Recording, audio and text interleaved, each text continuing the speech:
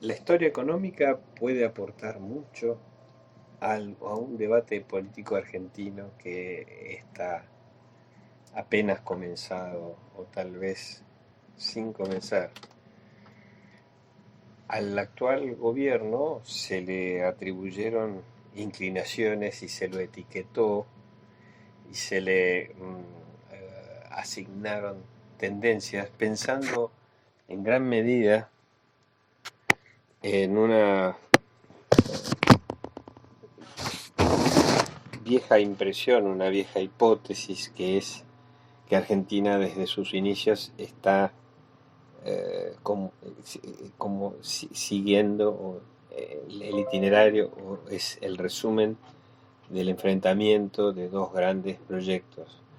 Un proyecto nacional de independencia y de atención al pueblo argentino y un proyecto considerado liberal que es de apertura al mundo, pero a la vez también puede ser entendido como de una apertura exagerada o lo que se le llama entrega. Entonces se justifica claramente revisar con cuidado, analíticamente, eh, las tendencias político-económicas y económicas en el largo plazo para reconocer que realmente hay hasta dónde se ajustan estos títulos y estas etiquetas y al mismo tiempo reconocer los problemas estructurales que subyacen en realidad. Nosotros creemos que más allá de las grandes inclinaciones hay un severo problema estructural argentino que ha hecho que cayeran muchos ensayos y muchos experimentos de diversa índole y de diversa inclinación teórico-ideológica con distintos niveles de apoyo, liderazgo y en todos los casos con una enorme oscilación de grandes expectativas y frustraciones. El primero que se dice sobre este gobierno es que es neoliberal, como que reedita la vieja tendencia que tuvo Argentina en su origen, que fue abrirse al mundo. Entonces, lo primero que tenemos que hacer es mirar el largo plazo argentino, las grandes etapas. Más allá de las características políticas de cada gobierno que aparecen en esta grilla, lo primero que podemos hacer es reconocer los grandes periodos. Hay un periodo que se lo considera en general como el del perfil agroexportador o de la agroexportación, que lo podemos llevar hasta aproximadamente el comienzo de la Primera Guerra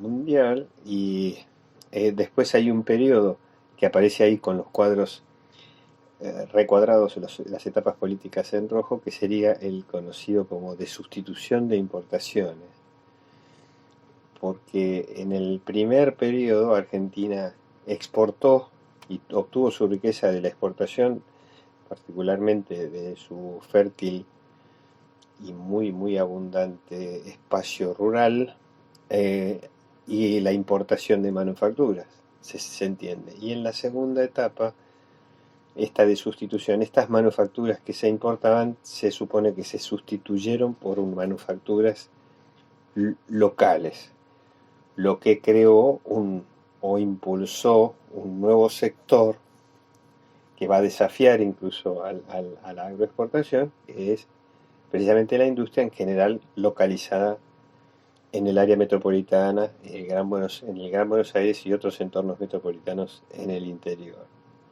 La tercera etapa, que aparece enmarcado ahí el cuadro como república deudora, eh, es la considerada para algunos la restauración del viejo liberalismo agroexportador y al mismo tiempo el abandono de la sustitución de importaciones y, el, y lo que se conoce como la desregulación, el retiro del Estado. La gran pregunta es, ¿qué estamos viviendo hoy? ¿Qué quedó de la sustitución de importaciones? cuánto hay de la vieja agroexportación. Muchas de estas impresiones tienen que ver con la nostalgia. Mucha gente cree que se puede reeditar en la vieja agroexportación que puso Argentina entre los países más ricos del mundo. Y otra gente cree que si reeditamos la sustitución de importaciones, vamos a tener pleno empleo y vamos a tener menos pobreza y vamos a tener menos crisis y menos piqueteros y demás. O ninguno. Y ninguna de las dos cosas es posible, porque el mundo de hoy es muy diferente y porque el arrastre de los problemas estructurales fue creando deudas de todo tipo, deudas sociales, deudas económicas externas e internas, que hoy para restablecerse necesitan recuperar mucho terreno en un mundo bastante cruel y bastante competitivo. En el periodo actual no puede calificarse como neoliberal porque para eso, digamos, tendrían que darse estas características. El principio de subsidiariedad del Estado. El Estado se limita a sus funciones esenciales, ¿no? Educación, salud, educación, seguridad. Y esto hoy no ocurre porque el Estado que estamos viviendo hoy es un Estado que ahora se hizo muy evidente en las últimas medidas, que interviene severamente y mucho en la economía, en las finanzas, en la moneda, que podría decirse que es una función esencial del Estado, pero últimamente estas regulaciones demuestran que este no es un Estado que subsidiario o que sea retirado. Y a pesar de que es cierto que el presidente Macri ha hecho muchas alusiones de expectativa a, a las posibilidades del mercado y a las posibilidades de los emprendedores cuando se ven liberados, pero eso ha quedado más como una expresión de deseo. Y en alguna medida tal vez también ha aparecido cierta decepción cuando se pensó en las posibilidades del mercado por sí mismo. Por ejemplo, cuando se dejó a los exportadores que liquidaran sus divisas obtenidas por la exportación en el plazo que quisieran, que ahora eso se volvió a regular y se volvió a exigir un plazo máximo. La otra expresión muy frecuente es que otra vez enfrentando los dos proyectos es que hay un gobierno del pueblo y un gobierno para ricos, o modelos o proyectos para pocos y proyectos para muchos. Digamos, si uno otra vez nos remontamos a la historia, digamos, el inicio de estos gobiernos llamados populares con voto masivo, sin duda es el ascenso de Irigoyen después de la ley Sáenz Peña de sufragio universal obligatorio, y este gobierno ya en su momento fue considerado por algunos como traidor a las expectativas populares porque tuvo que hacer un ajuste. ¿Y por qué? Porque tuvo que afrontar un ciclo de severo retiro de capitales en la Primera Guerra,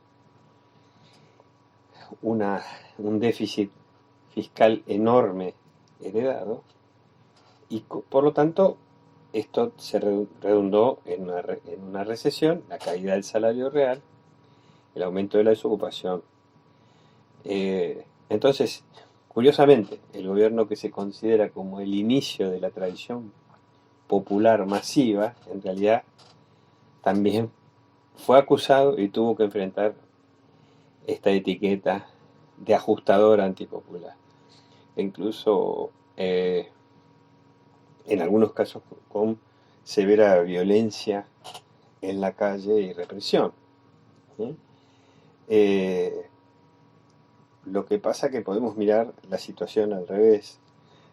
Cuando se piensa en un capitalismo argentino lleno de tropiezos, lleno de obstáculos, con altos impuestos, con regulaciones fuertes que predominaron más que la libertad, hay una pregunta que es crucial en este sentido y que justifica mucho debate.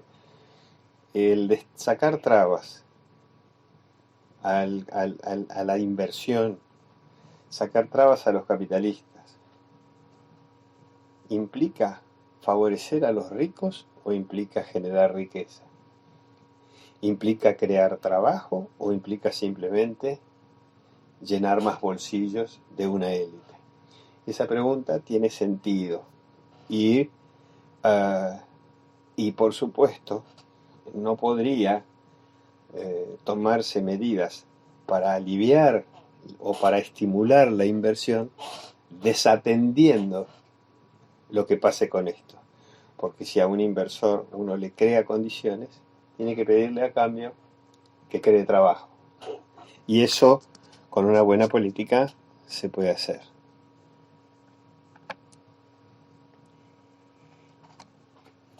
Volviendo a Irigoyen, se vio obligado a bajar el gasto público porque la alternativa que tenía era instalar un impuesto, que era el impuesto a los réditos, que justamente pensaba gravar las ganancias, lo que hoy se conoce como ganancias. Ese proyecto era la creación de la Dirección General de Impuestos a los Réditos, que después, como todos conocemos, fue la DGI, y un Congreso controlado por los conservadores le impidió hacerlo. Entonces, como hay un retiro enorme de capitales, no podía recurrir a más deuda, y lo que tuvo que hacer es instalar por primera vez las retenciones, que se sabe que hoy también son bastante debatidas y se ponen bastante en el escenario, a la exportación. Y, estas retenciones a la exportación fueron mucho mejor recibidas que el proyecto de impuesto a los réditos. Los exportadores en principio no la rechazaron severamente y le permitieron a Irigoyen mejorar la ecuación del gasto público. Por otro lado, también los gobiernos podemos tal vez caracterizarlos por la orientación del gasto y la orientación del recorte del gasto. Y en el caso de Irigoyen, aprovechó la posibilidad de, con este nuevo apoyo popular, de recortar un gasto militar que era muy alto para oxigenar la salud del erario, la salud fiscal. También se alude mucho para calificar los gobiernos o de esta tendencia que se considera a nuestro criterio erróneamente como pendular, como la orientación de blanco y negro, a la salud de las pequeñas y medianas empresas. Sabemos que el término pymes es un término que se acuñó después de la mitad del siglo XX. Pequeñas y medianas empresas no se usaba a comienzo de siglo, pero las pequeñas y medianas empresas existieron siempre en todas las economías capitalistas. Y en las etapas de recesión, que son muy agudas en una economía como la Argentina, que en general en el capitalismo aparecen, pero en Argentina son muy intensas y muy agudas, y además provocan un crecimiento muy bajo a largo plazo, ha habido podríamos decir que la historia económica argentina es podría asociarse a la historia del cierre de pymes en más de 100 años, o tal vez más, digamos, hasta desde nuestros orígenes, porque si hacemos un itinerario de los quebrantos desde las primeras estancias o los primeros comercios instalados en Buenos Aires con la apertura comercial después de la Revolución de 1810, podemos llegar a seguir como una especie de recorrido de, eh, de cierre de estas empresas, que tal vez podríamos encontrar en ello algunos cambios en los sectores a los que le tocó más duramente. Si no lo miramos, porque es muy difícil reconstruir brevemente 200 años o 100 años, pero si lo miramos en el periodo reciente, digamos, de la democracia para acá, hay que tener en cuenta varias cosas. La desindustrialización comenzó claramente en 1975. Entonces, mucho antes de esta, la restauración democrática del 83, ya había cierres muy sostenidos de empresas industriales de aquella sustitución de importaciones que marcábamos al comienzo. Y en un periodo ya a partir de 1983 con el gobierno de Alfonsín, por ejemplo, la hiperinflación de Alfonsín produjo muchísimos quebrantos, de 89, 90, 91. Y luego la crisis, cuando se entra en crisis aquel famoso proyecto de la convertibilidad de un peso a un dólar instalado por Carlos Menem y Domingo Cavallo, que caracterizó la década de los 90, cuando ese proyecto, ese experimento hace crisis, los quebrantos fueron mucho más todavía que en los de la hiperinflación. ¿Y en qué sectores? Fue otra vez un golpe muy duro para la industria, pero también para el agro. Porque lo que se conoce como el dólar barato, que en realidad es el peso elevado, sobrevaluado, porque lo que importa es el valor del peso, en un país que tiene muchos problemas con su moneda desde larguísima data, desfavorece la exportación. Entonces, el quebranto o la situación que se produjo en la segunda mitad de los 90 no solo afectó a la industria, sino también al agro. Y por último, en esta etapa que estamos viviendo ahora, en los últimos 15 años, tal vez se ha olvidado que cerraron, por ejemplo, cientos de pequeños emprendimientos rurales. En la etapa kirchnerista, particularmente ocurrió con los tambos y los frigoríficos por las muy malas condiciones económicas para la agroindustria en general. En las economías regionales ha habido enorme cantidad de quebrantos también. Es cierto totalmente que en la última etapa, ya bien reciente, a partir de 2018, incluso ya desde el momento de la asunción del presidente Macri, cuando intenta ordenar la economía, volver otra vez a oxigenar el déficit fiscal que estaba muy en rojo, para lo cual apeló a la baja del gasto. La baja del gasto, el conocido quite de subsidio a las tarifas de electricidad y cierta retracción del mercado interno, produjo también muchos quebrantos o muchos cierres o mortalidad, como se le puede llamar, en las pequeñas y medianas empresas. Esto no es nada deseable, pero hay que mirarlo en una perspectiva de mediano y largo plazo. Justamente, estábamos diciendo, la desindustrialización comenzó claramente, es el quiebre del ciclo de sustitución de importaciones en el 75. Y en la etapa kirchnerista hubo cierta recuperación provocada claramente por el aumento del consumo interno, con la gran recuperación de la ocupación, la actividad económica y el salario real a partir de 2003, con tasas de crecimiento muy altas y una mejora del PBI per cápita en un contexto donde el PBI general aumentaba mucho en esos 3 o 4 años, que es cierto. Además también apelando al crédito blando. En esta, pero si por eso es tan útil mirar la perspectiva. Si miramos este cuadro de más de 100 años, podemos ver claramente cómo la industria, podemos distinguir estos tres periodos, porque la industria en el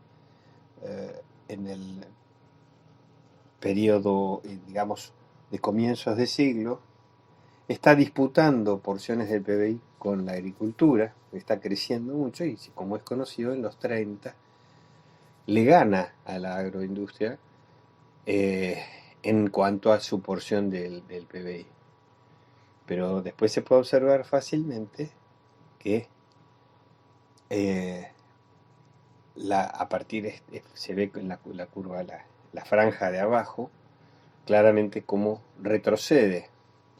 Pero también, como decíamos hace un momento, se puede observar cómo también retrocede la agricultura por las grandes crisis estructurales argentinas. ¿Y quién es el ganador? ¿Qué sector es el ganador? Los servicios, que, como se ve, tienen una porción mucho más alta de la imaginada y después terminan predominando. Y esto es una tendencia mundial que requiere un análisis puntual. Es parte del debate a medio hacer que tenemos sobre las tendencias del desarrollo argentino y de la economía, es la opción entre la exportación y el mercado interno. Y muchos dicen que el actual gobierno abandonó el mercado interno, que tiene el mayor porcentaje de esa actividad económica, es la que más porcentaje de la riqueza argentina tiene hoy, más del 70%, para atender a la exportación. Es cierto, el gobierno, ni bien asumió, quitó las retenciones y explícita y bien conscientemente alentó la exportación, que estaba muy golpeada. Y es totalmente cierto que eso no alcanza para movilizar la riqueza argentina y superar el problema de la pobreza y del empleo, porque falta, obviamente queda el arrastre del problema del mercado interno, pero hay una gran necesidad para alentar la exportación, que es el flujo de dólares, digo, la cuenta de dólares que necesita la Argentina como problema estructural. Porque Argentina ha tenido muchas veces que recurrir para suplir esas divisas al endeudamiento, que justamente es una crítica que se hace también al gobierno actual. ¿Y a qué viene eso? Bueno, en el cuadro podemos, antes de hablar del endeudamiento, podemos mirar el saldo comercial, exportaciones, o lo que se conoce como balanza comercial. Se puede observar claramente que en el actual milenio, casi la primera década del milenio, es de un saldo levemente favorable. Pero después se quiebra justamente porque se desalienta mucho la exportación y eso hace que la disponibilidad de dólares baje mucho. Si nosotros proyectamos este cuadro actualmente, la balanza comercial otra vez es favorable. Hay quien dice que es favorable porque cayeron las importaciones, pero también se puede observar que subieron mucho las exportaciones favorecidas por todos los estímulos políticos. ¿Por qué pasa lo del endeudamiento? Volvemos a eso. Porque en principio el endeudamiento es para zanjar los rojos, sobre todo los del Estado, pero también los privados. Y para financiar el déficit, el Estado tiene básicamente tres alternativas: la emisión de moneda, que es la inflación, el endeudamiento interno y el endeudamiento externo. Y el actual gobierno trató de apelar lo menos posible a la emisión monetaria. Eso fue una política totalmente deliberada e insistentemente remarcada. Entonces apeló a los otros dos, por eso la emisión de bonos y el sostenimiento de las letras y los bonos, y la reaparición en escena del conocido Fondo Monetario Internacional. El gobierno anterior dice haber sido desendeudador, y en este cuadro se puede ver, en los dos, que la deuda argentina en realidad nunca dejó de crecer, y puede haber ciertos engaños estadísticos, porque el gobierno de Néstor Kirchner canceló un saldo que había con el Fondo Monetario Internacional. ¿Pero por qué? Porque, como lo vemos acá al costado, se apeló muchísimo al endeudamiento interno y a la inflación. Y después el gobierno de Cristina Kirchner volvió a hacer crecer la deuda, porque no es tan cierto que haya desaparecido la deuda externa. Acá se puede observar en las barras color naranja o marrón claro que la apelación a las reservas del Banco Central, el ANSES, el Banco de la Nación Argentina y otros es enorme en los dos gobiernos de Cristina de Kirchner.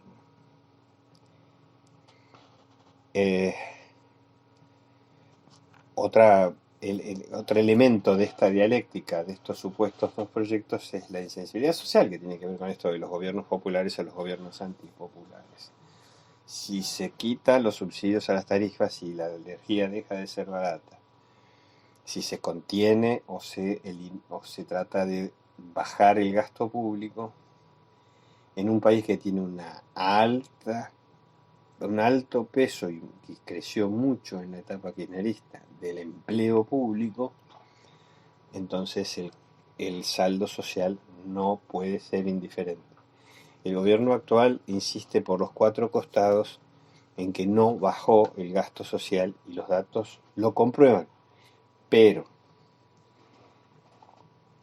ciertos ajustes se sintieron en los sectores medios de los empleos públicos, provinciales, municipales y nacionales, y con el quite de subsidio de las tarifas que afectó la economía doméstica y por supuesto con ello también el consumo interno. Estas pirámides salariales que hace la consultora W son muy útiles y miradas en el mediano y largo plazo revelan muchas cosas. Acá puede verse un país que está muy marcado, una desigualdad muy marcada, que dicho sea de paso, se acentuó muchísimo a partir de 1975, dándole en parte la razón a quienes relacionan esto con la desindustrialización. Puede observarse que eh, la clase baja, que en este caso en 2018 es el 17% de la población, tenía 8.400 pesos de salario, de ingreso familiar, mejor dicho, contra el 5% más alto, que tenía 215.000. Lo que quiere decir multiplicar por 20 los ingresos. Si nosotros tomamos entre la clase media alta, lo que está en amarillo, y la alta, ese 22%, concentra una porción muy desequilibrante de los ingresos promedio mensual familiar, ¿no? Y además, la clase media baja, que se conoce también como la clase media clásica o tradicional, digamos, tiene un promedio de ingresos, 35.000 pesos, que ya para la época son relativamente bajos, ¿no? Pero otra vez, si esto miramos la foto, es una cosa, si miramos la película, es otra. Esta foto puede ser usada políticamente para decir, miren qué desigualdad que hay con la etapa del presidente Macri, pero cuando uno mira esta pirámide en 10 años, encuentra que el problema de la desigualdad social no empezó hace 3 años y medio. Del mismo modo, se dice que, así como que presuntamente se gobierna para los ricos y se gobierna para los agroexportadores, también se privilegian las finanzas. Y se marca la buena contabilidad o el buen balance de los bancos en el último periodo. Y hay que marcar que los bancos, todo el mundo, por lo menos aunque las finanzas sean desconocidas por su complejidad técnica por la mayoría de la población, se sabe que los bancos viven de prestar dinero y es en este momento, en los últimos años, el gran tomador de préstamos, pero no desde la época del presidente Macri, sino de mucho antes, es el Estado argentino en rojo con sus cuentas que viene arrastrando emisión de bonos y toma de deuda, como decíamos, deuda interna, deuda externa. Entonces la inflación favorece en general la salud de los bancos porque además de prestarle al Estado a tasas bastante altas, el crédito privado que se obtiene cuando se compran electrodomésticos, autos o cualquier actividad de consumo interno también es caro. Entonces eso produce que haya lo que algunos analistas llaman financiarización. Pero como vemos en este cuadro simpático de muy largo plazo, también. Eh, Hay una cosa que es poco conocida que afecta muchísimo a los países periféricos o hoy llamados emergentes, que es el nivel de tasas de Estados Unidos. ¿Por qué? Porque cuando los norteamericanos suben mucho las tasas, hacen un efecto de aspiradora de capitales, que al comienzo dijimos que le pasó a Irigoyen allá por 1916, un retiro de capitales, que lo afectó muchísimo. Acá lo miramos a partir de 1979, este cuadro lo puso en escena Claudio Zukovicki en una charla y está disponible en la web. Y ahí se puede ver los cuatro grandes referentes de la Reserva Federal Norteamericana, que es como nuestro Banco Central, y el nivel de las tasas de interés. Y puede observarse que en el 79 al 87, justamente entre el final del proceso y los 4 primeros años de la restauración democrática de Alfonsín, la tasa norteamericana fue muy alta y eso afectó muchísimo a la restauración democrática. Y en los 90 esa tasa con Alan Greenspan, esa tasa baja bastante, aunque todavía es un poquito alta, y favoreció esa recuperación en la primera, sobre todo en la primera mitad de los 90. Eh, pero, eh, pero como puede observarse, después en la etapa kirchnerista, las tasas son muchísimo más bajas, salvo un pico que hay en el famoso episodio de 2008, de las famosas cédulas hipotecarias que afectó mucho a la economía norteamericana y a la economía occidental en general. Salvo esa crisis que es significativa, las tasas son muchísimo más bajas que la de la época de Alfonsín, incluso que la de los 90. Y en este momento estamos viviendo unas tasas realmente muy bajas que podrían favorecer la recuperación financiera argentina. En resumen, esta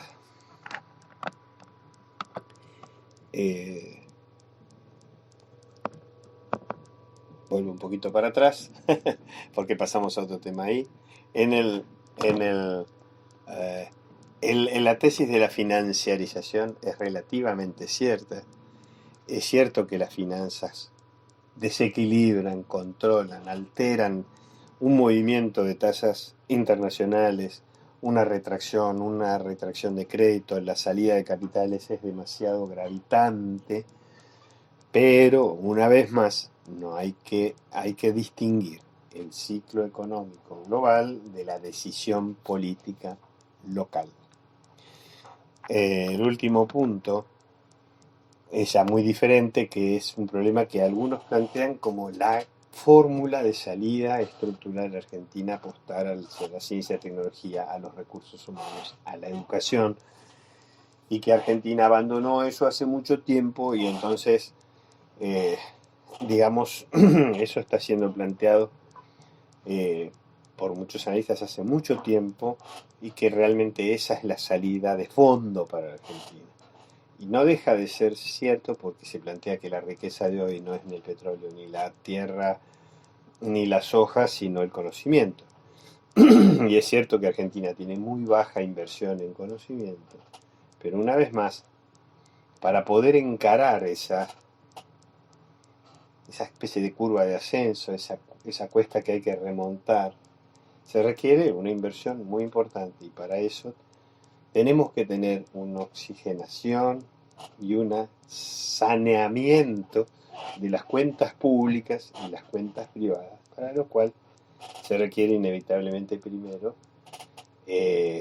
mejorar finanzas públicas y finanzas privadas y conseguir una muy añorada estabilización y una salud de nuestra moneda que podemos decir en realidad en 200 años de historia argentina nunca, jamás tuvimos.